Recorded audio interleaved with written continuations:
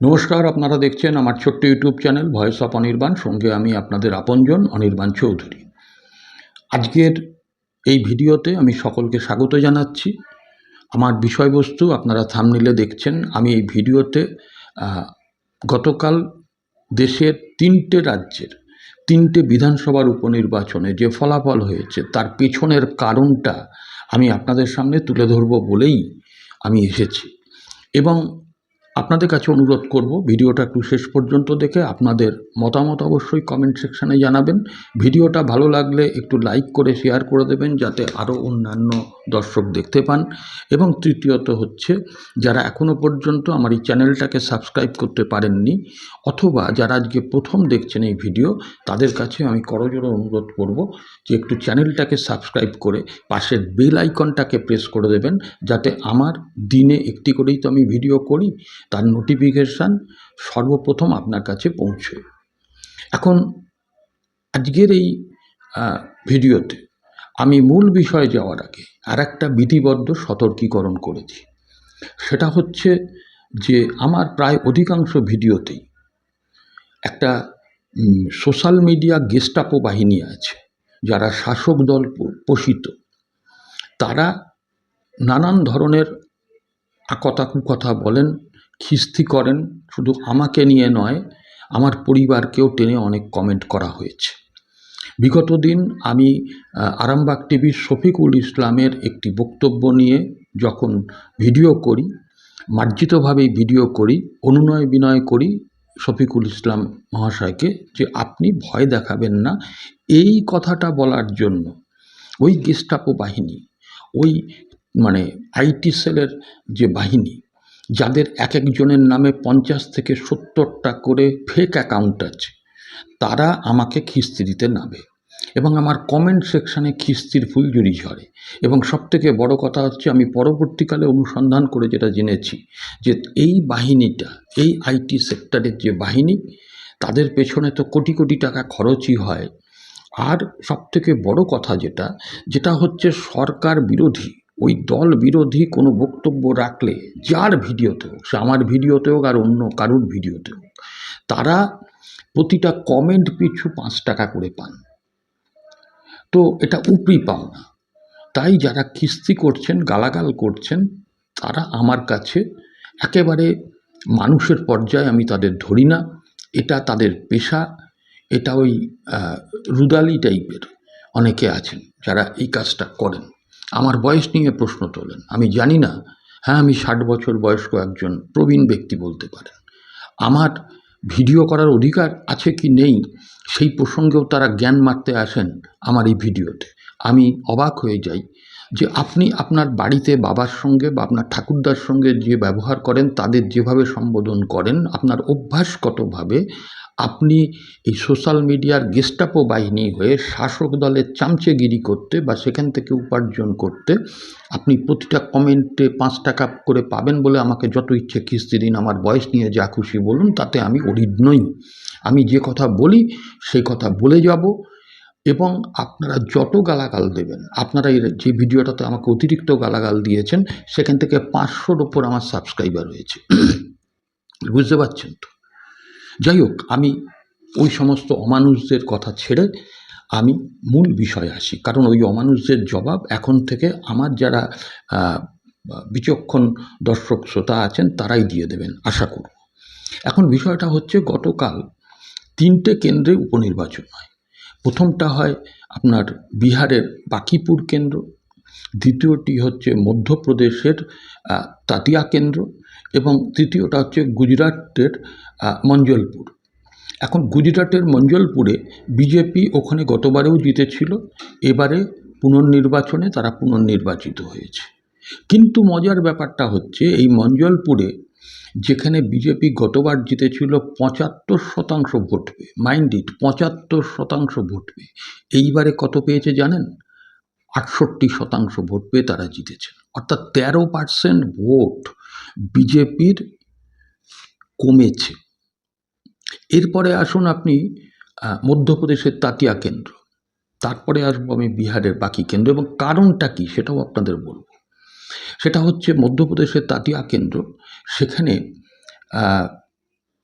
আপনার কংগ্রেসের জেতা আসন ছিল, কংগ্রেস সেখানে পুনর্নির্বাচিত হয়েছে। এবং সবথেকে উল্লেখযোগ্য এখানে বিষয় হচ্ছে যে কংগ্রেসের যে ভোটটা ছিল বিজেপির সঙ্গে তফাৎ ছিল 5%, এবারে হয়েছে 8%। অর্থাৎ কংগ্রেসের ভোট কিন্তু সেখানে এই উপনির্বাচনে বেড়েছে। এবং সবথেকে আরেকটা বিষয় যেটা নিয়ে আলোচনা করব সেটা হচ্ছে বাঁকিপুর, অর্থাৎ বিহারের যেটা আগে পরিচিত ছিল ওয়েস্ট পাটনা কেন্দ্র হিসাবে, যেখানে 1995 সালের আগে জিততেন কমিউনিস্ট পার্টির একজন শ্রদ্ধেয় নেতা সুনীল মুখার্জি। এইবারে তারপরে 1995 সাল থেকে 2005 সাল পর্যন্ত সেখানে বিজেপি জিতে গেছে ক্রমান্বয়ে। এবং সেখানে বর্তমানে বিজেপির সর্বভারতীয় সভাপতি নীতিন নবীনের বাবা সেখান থেকে জয়ী হতেন। তার মৃত্যুর পরে 2006 থেকে 2025 পর্যন্ত এই টানা জিতে গেছেন নীতিন নবীন, অর্থাৎ বিজেপির সর্বভারতীয় সভাপতি, যিনি এখন রাজ্যসভার সাংসদ। এখন ওই যে যখন 2005 সালে মারা যান নীতিন নবীনের বাবা, তারপরে নীতিন নবীন যখন দাঁড়ান, আপনারা শুনলে অবাক হয়ে যাবেন, তিনি 82% ভোট পেয়েছিলেন। এবং নীতিন নবীন গতবার যে লাস্ট জিতেছিলেন ওই বাঁকিপুর কেন্দ্র থেকে, সেটা 60% অধিক ভোট পেয়েছিল। একটা সর্বভারতীয় সভাপতির আসনটা এইবারে জিতে গেল জনসুরাজ পার্টি, এবং জিতেছে মানে কি একটা ব্যাপক মার্জিন নিয়ে জিতেছে। এবং ওই বিহারের ওই কেন্দ্রে সেখানে কিন্তু যতগুলো রাউন্ড গণনা হয়েছে তার মধ্যে 3টে রাউন্ডে বিজেপি এগিয়েছিল প্রথম দিকে, তারপরে আস্তে আস্তে ওই পিকে অর্থাৎ প্রশান্ত কিশোর জিততে শুরু করেন। এইটা হচ্ছে গতকালকের নির্বাচনী চিত্র। সত্যি সত্যি বিজেপির কিন্তু এখন অবস্থাটা খুব খারাপের দিকে যাচ্ছে। আপনারা জানেন কি না জানি না যে এই ককরোচ জনতা পার্টি যে আন্দোলন করেছিল নিট পরীক্ষার প্রশ্ন ফাঁস নিয়ে, সেইখানে যারা এই পরীক্ষাটা কন্ডাক্ট করে ন্যাশনাল টেস্টিং এজেন্সি, তাদের যে লোকসভায় শিক্ষা দপ্তরের রাষ্ট্রমন্ত্রী সুকান্ত মজুমদারের দেওয়া তথ্য অনুযায়ী 54,60,00,000 টাকার গরমিল পাওয়া গেছে। আবারও বলছি, 54,60,00,000 টাকার গরমিল পাওয়া গেছে। তাহলে এখানে জেনজিদের যে মুভমেন্ট, ককরোচ জনতা পার্টির যে মুভমেন্ট, এনটিএর যে বদলের দাবি, সেটা নিশ্চয়ই তাহলে অপ্রাসঙ্গিক ছিল না, যুক্তি ছিল। আরেকটা বিষয়, সেটা হচ্ছে মজার ব্যাপার, এই পার্লামেন্ট অধিবেশনে যেটা ঠিক করেছিল বিজেপি যে ডিলিমিটেশন বিল আনবে, অর্থাৎ পার্লামেন্টের সিট সংখ্যা যাতে 800 মতন হয়, সে ডিলিমিটেশন বিল, পাশাপাশি মহিলা বিল এবং ওয়ান নেশন ওয়ান ভোট বিল, এই কোনো বিলই কিন্তু এই সেশনে বিজেপি আনতে পারছে না, এই বাদল অধিবেশনে আনতে পারছে না। কারণ বিভিন্ন দল ভাঙিয়ে তাদের দলে যুক্ত করিয়ে, বা ওই তৃণমূলকে ভাঙিয়ে, যেমন এনসিপিআইতে জুড়ে দিয়ে এনডিএকে সাপোর্ট করিয়ে যে চেষ্টা বিজেপি করেছিল, তারপরেও কিন্তু শোনা যাচ্ছে প্রায় 100-র কাছাকাছি বিজেপি এমপি, ভালো করে কান খাড়া করে শুনতে হয়, 100-র কাছাকাছি বিজেপি এমপি তারা রাহুল গান্ধীর সঙ্গে নাকি যোগাযোগ রাখছে। আজকে আনতে পারলেন না এই সমস্ত বিল। তো আমি মনে করেছি যে আমার যেটা মনে হয় আপনাদের সঙ্গে শেয়ার করছি, যে আজকে এই যে কালকে 3টে রাজ্যের যে 3টে বিধানসভা কেন্দ্রের উপনির্বাচন হলো, সেখানে পরাজয়ের পেছনে অন্যতম কারণ হচ্ছে এই জেনজি, তাদের যে অ্যাপলিটিক্যাল মুভমেন্ট। যদিও বিভিন্ন রাজনৈতিক দল তাদেরকে সলিডারিটি জানিয়েছে, কিন্তু এই অরাজনৈতিক দল হয়েও যে বিজেপির মতন একটা দলকে দাবি মানিয়ে নেওয়ানো যায়, শিক্ষামন্ত্রীকে পদত্যাগের দাবি তুলে পদত্যাগ করানো যায়, এটা কিন্তু দেখিয়ে দিয়েছে। এবং এই আন্দোলনে যেভাবে অত্যাচার হয়েছে, এই বিহারেই একেবারে AK-47 নিয়ে ছাত্র আন্দোলনকে দমানোর চেষ্টা হয়েছিল।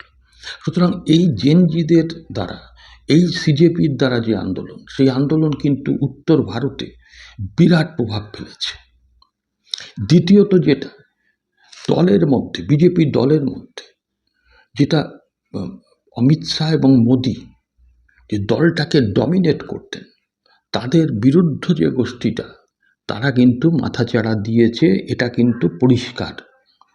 তৃতীয়ত যেটা, সেটা হচ্ছে আমলাদের পক্ষ থেকে, উচ্চ পদস্থ আমলাদের পক্ষ থেকে বিভিন্ন সরকারি তথ্য রাহুল গান্ধী এবং বিরোধী নেতাদের কাছে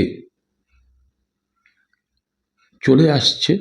অর্থাৎ আমলারা কিন্তু চাইছে না এই গভর্নমেন্টটা আর চলুক।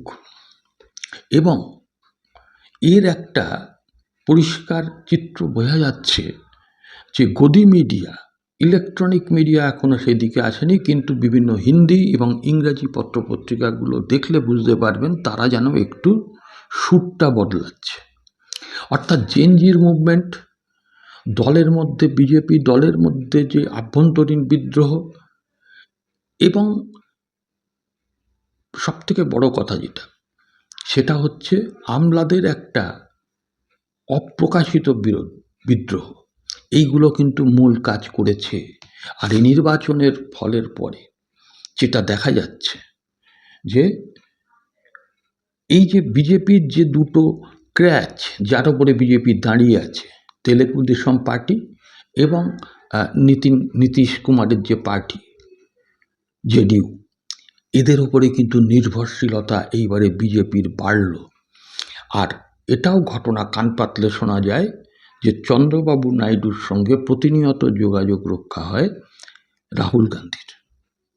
এবং চন্দ্রবাবু নাইডু 2027 মধ্যে, অর্থাৎ সামনের বছরের মধ্যে, যে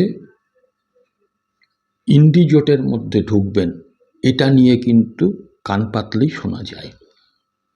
এবং এই রেজাল্টের ফলে বিরোধী যে ঐক্যটা একটা কেমন যেন অবিন্যস্ত ছিল, কংগ্রেসের নেতৃত্বে বিরোধী ঐক্যটা আরও জোরদার হবে বলেই রাজনৈতিক বিশেষজ্ঞরা, রাজনৈতিক মহল মনে করছেন।